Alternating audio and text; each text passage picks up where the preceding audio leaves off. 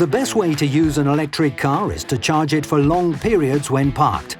However, it's not always cheap or possible to install charging points in places such as condominiums. Companies rarely have policies to encourage staff to come by electric car and charge it at work. For many, the only option is to use the public network. There is no standard policy to promote the installation of private charging stations in existing and new buildings. One solution could be access to public funding for old building owners to install private or shared chargers. The best incentives for electric mobility are to support the private charger network and free up the public network for long trips, occasional needs, and consumers with no other solution, ensuring and simplifying the installation of private slow charging points. In the public network, the main concern is the time needed to recharge. This cannot take long or be a waste of time. Regular chargers take from 2 to 6 times longer to charge than a fast charger. There are very few fast chargers. No more than 7% of chargers provide 42 kilowatt hours. It's a tiny number, and most of them are on motorways. There needs to be many more fast chargers in towns and cities to ensure a higher turnover of users. One fast charger, 42 kilowatt hours, can represent 2 to 3 regular chargers, 11 kilowatt hours, taking into account simultaneous charging needs. We believe there should be fewer slow chargers. Cities have to start installing and converting the public network to chargers with more than 22 kilowatt hours and create fast and ultra-fast charger points. Long journeys require reliable networks in terms of availability and speed. We expected to find service stations with fast chargers on all motorways and main roads. But we came across very different and dramatic scenarios. For example, in Italy, not all service areas had charging stations. We were forced to leave the motorway to find the nearest station, but there was always some uncertainty.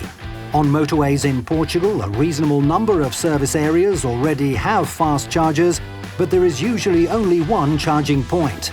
The main highways and motorways should be equipped with fast and ultra-fast chargers at all service stations.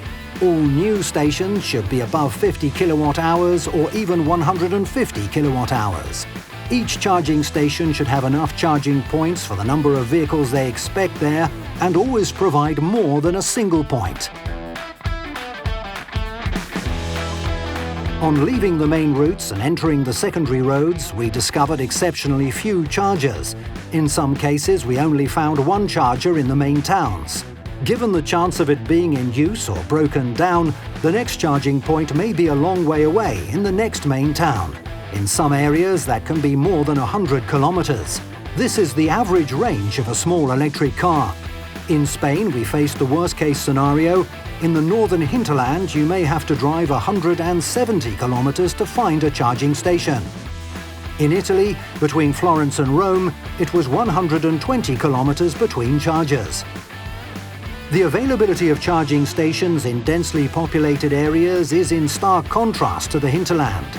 But nothing justifies a total lack of charging points. Consumers demand a national network in all regions, however distant and isolated they may be. No region can be left out of electric mobility, and it is unacceptable that you can go more than 50 kilometers on roads outside cities without finding a charger. Except for Portugal, countries don't guarantee interoperability between charging stations, apart from occasional agreements. Consumers must be able to use the entire network, regardless of the brand, using just one energy supplier card. Unfortunately, in practice, consumers are forced to contract 2, 3, or even more energy suppliers to ensure that they can use the next station. Portugal could serve as an excellent example with a universal payment system. The state-owned mobi.e covers all service station providers and operators. Consumers can contract the provider they like and use the same mobility card at all stations. Payment should be practical in each country and across Europe. Public stations should also provide the possibility to pay by debit and credit card. No country lets you charge your car without having a contract with the provider or application with registration and credit card. Occasional users, such as tourists or if you forget your mobile phone or card, require payment in the usual methods, with a credit or debit card, cash or a prepaid card. Making occasional payment easier is the very least they could do.